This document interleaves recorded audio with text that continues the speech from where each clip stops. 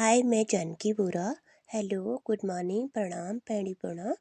इसी भूमिका 15 में गोविंद भगवान श्री कृष्ण बताते हैं, इसी प्रकार आहार के 3 भेद हैं। स्वास्तिक आहार, रासिक आहार तथा तामसिक आहार।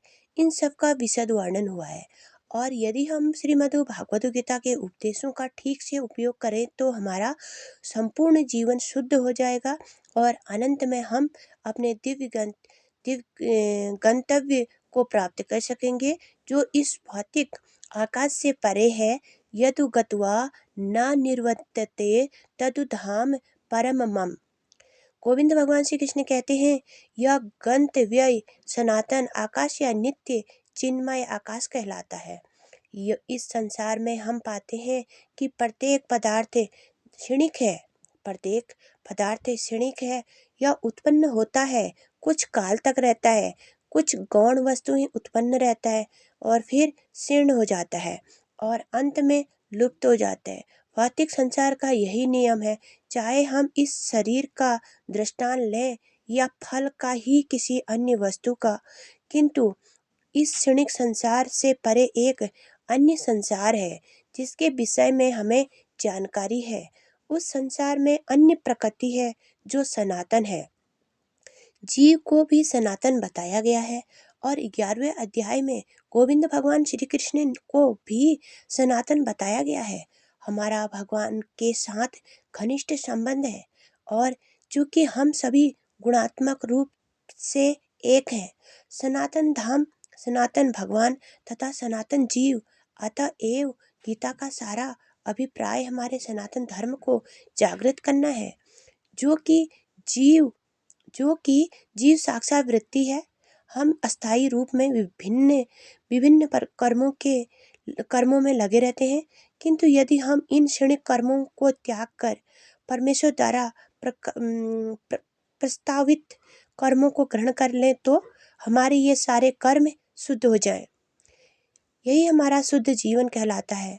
परमेश्वर तथा उनका दिव्य धाम, ये दोनों ही सनातन है और जीव भी सनातन है।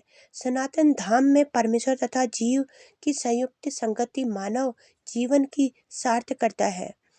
गोविंद भगवान श्री कृष्ण जीवों पर अत्यंत दयालु होते हैं, क्योंकि वे उनके आत्मज हैं। मैं सबका पिता हूँ, आत्मज है।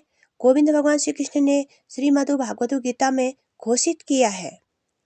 गोविंद भगवान श्री कृष्ण ने भागवत गीता में घोषित किया है कि सर्वो योनिषु अह बीज पद पिता, मैं सबका पिता हूँ। निस्संदेह मैं सबका पिता हूँ। सब मेरे बालक है और सब मेरे बालक है। निस्संदेह अपने अपने कर्मों के अनुसार नाना प्रकार के जीव हैं, लेकिन यहाँ पर गोविंद भगवान श्री कृष्ण कहते हैं कि वे उन सब के पिता हैं, वो उन सबों के पिता है। अतएव भगवान उन समस्त पतित बद्ध जीवों का उद्धार करने तथा उनके सनातन धाम वापस बुलाने के लिए अवतारित होते हैं, जिनसे सनातन जीव गोविंद भगवान श्री कृष्ण की नित्य संगति में रहकर अपनी सनातन स्थिति को पुनः प्राप्त कर सके।